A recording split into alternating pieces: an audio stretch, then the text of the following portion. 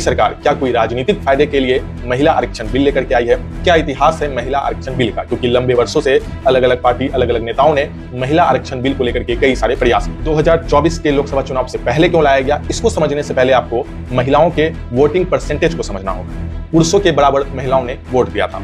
अब इसके बाद आप ये समझ गए होंगे कि अब महिलाएं भी पुरुषों के बराबर वोट दे रही है, यानी सरकार चुनने में जितना महत्व पुरुषों का है, उससे ज्यादा ही महत्व महिलाओं का हो रहा है।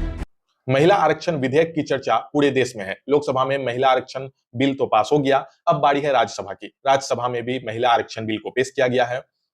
इस वीडियो में समझेंगे कि मोदी सरकार क्या कोई राजनीतिक फायदे के लिए महिला आरक्षण बिल लेकर के आई है?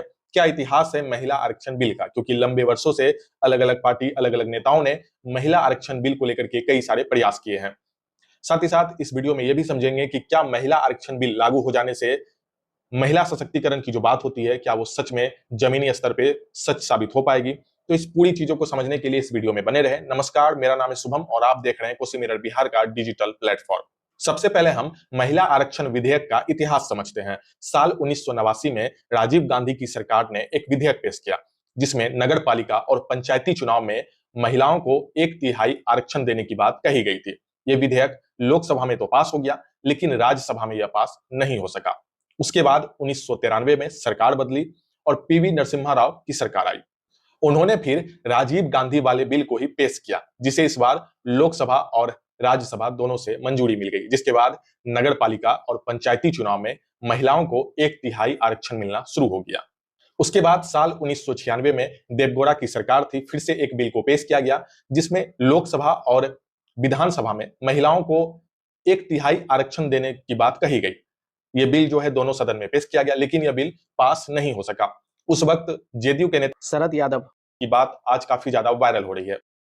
उसके बाद 1998 में अटल बिहारी वाजपेयी की सरकार आई। उस दौरान भी इस बिल पे जम के बवाल हुआ। उस वक्त कानून मंत्री तांबी दुरई ने इस बिल को टेबल किया, जिसके बाद आरजेडी के सांसद सुरेंद्र प्रसाद यादव और अजीत कुमार मेहता ने मंत्री के हाथ से इस बिल को लेकर के फाड़ दिया, जिसके बाद काफी ज्यादा हंगामा हुआ। यह बिल जुलाई के महीने में लाई गई थी और इस पे बहस इतनी लंबी चली कि यह दिसंबर तक चल गई। उसके बाद साल 1999 में वाजपेयी सरकार पे अविश्वास प्रस्ताव लग गया, जिस कारण से सरकार गिर गई और यह बिल भी लैप्स कर गया। अब बात करते हैं साल 2008 की, जब यूपीए की सरकार थी और प्रधानमंत्री मनमोहन सिंह थे। उस वक्त राज्यसभा में इस बिल को पेश किया गया। राज्यसभा में यह बिल पास हो गया, लेकिन इस बिल को कभी भी लोकसभा में पेश नहीं किया गया।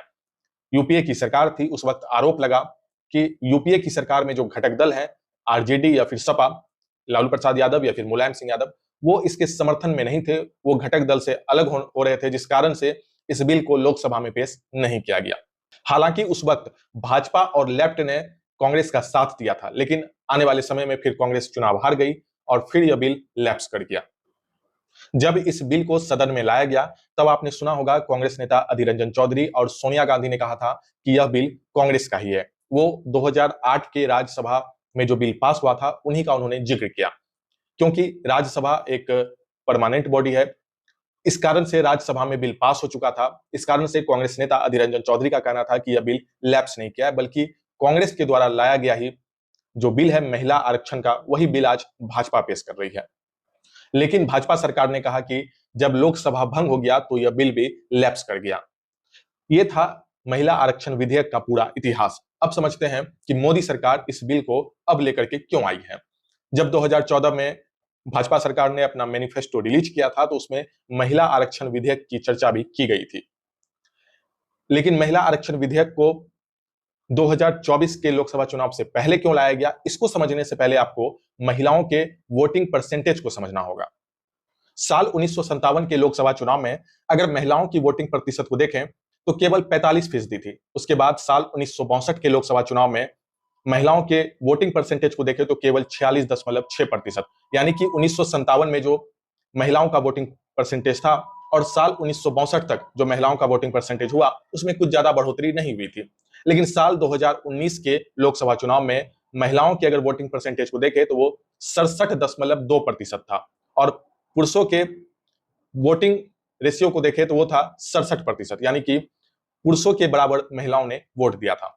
अब इसके बाद आप ये समझ गए होंगे कि अब महिलाएं भी पुरुषों के बराबर वोट दे रही है। यानी सरकार चुनने में जितना महत्व पुरुषों का है, उससे ज्यादा ही महत्व महिलाओं का हो रहा है। इस कारण से आप इंडिया गठबंधन के भी कई सारे दलों के नेता ने, चाहे अरविंद केजरीवाल हो या फिर कांग्रेस नेता राहुल गांधी हो, कई लोगों ने महिला सशक्तिकरण को लेकर के कई सारे प्रोग्राम भी चलाए हैं। चाहे वो दिल्ली में महिलाओं के लिए बस सेवा फ्री हो या फिर अन्य तरह की जो महिलाओं के लिए हो सकता है, वो सरकार कर रही है। उसी तरह केंद्र सरकार ने भी महिलाओं के लिए उज्ज्वला योजना जैसे कई सारे महिला सशक्तिकरण स्कीम को चलाया है, ताकि महिलाओं के वोट परसेंटेज को साधने में कोई समस्या नहीं हो। अब आप समझ गए होंगे कि आखिर ये पूरी प्लानिंग क्या है, पूरी रणनीति क्या है। लेकिन इससे महिलाओं को फायदा है। महिलाओं को आरक्षण मिलने से जब सदन में महिलाएं बैठेंगी तो हर तीसरे सीट पे एक महिला होगी, जब ये महिला आरक्षण विधेयक दोनों सदन से पास हो जाएगा। लोकसभा से तो पास हो गया है, अब बारी है राज्यसभा की। अगर आप इस वीडियो को हमारे YouTube चैनल पे देख रहे हैं तो हमारे चैनल को सब्सक्राइब कीजिए। अगर आप Facebook पेज पे देख रहे हैं तो हमारे पेज को फॉलो कीजिए।